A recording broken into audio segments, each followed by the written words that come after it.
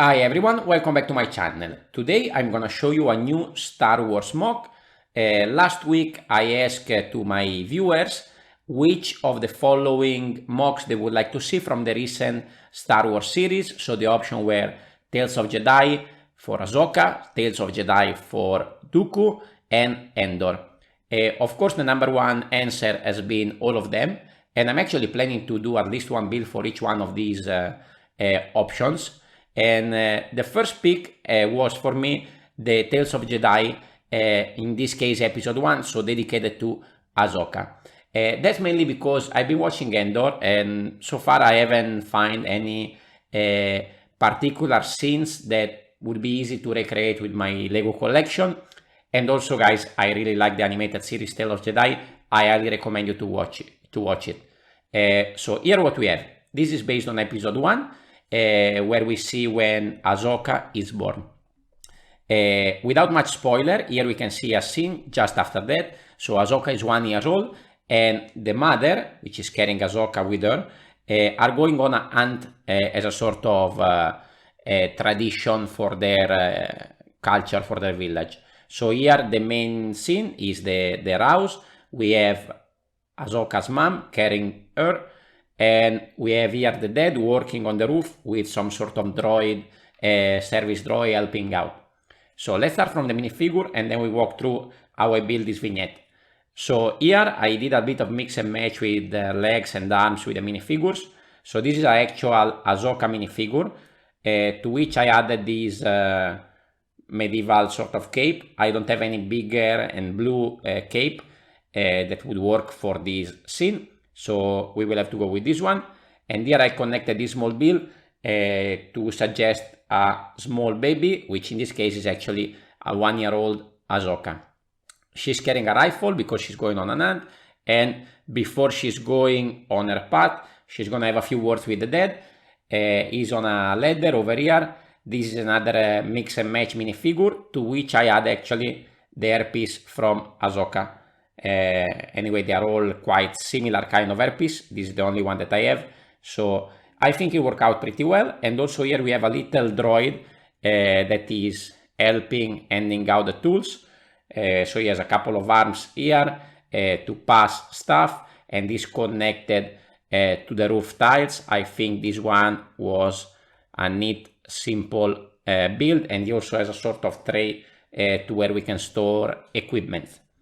Now let's have a look quickly at how this came out. So first thing, this is on two 16 by 16 base plate. Now I can show you how this is made. Basically, when I started building it, I only built it on the 16 by 16. So there was no frame around it. And this is the initial build. I thought it was a bit boring, so I later on added the frame. So what I did here is lay down a 10 walkway, a little bit higher here at the back. Then actually in the show she walked through all the village before she go in the forest. On the side I use a lot of different wedge plates in green, and then a little bit of sand green actually closer to the walls. We have a few details here on the side, some crates, some barrels, to give a little bit of detail, and then I add a lot of sort of tall grass. For that I use different kind of stem pieces. So we have the old one, the newer one with the pin at the bottom, and the one with multiple stems. I added another additional detail over here, which is some sort of street lamp.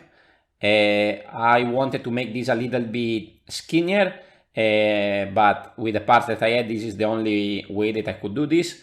These are actually all around the village on both sides. For the walls, I went with light bluish gray with some nougat and tan insert, so I can give you a better look over here. We have a rounded window over there, and also there on top we have also another rounded tile and another printed tile here to control the sliding door. For the side, I was planning to use these curved bricks, but I quickly realized that I didn't have enough to complete the rounded wall on both sides.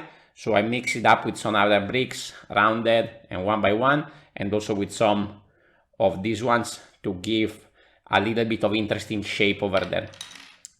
Now, after I did this, as I said, I realized that it doesn't look so great.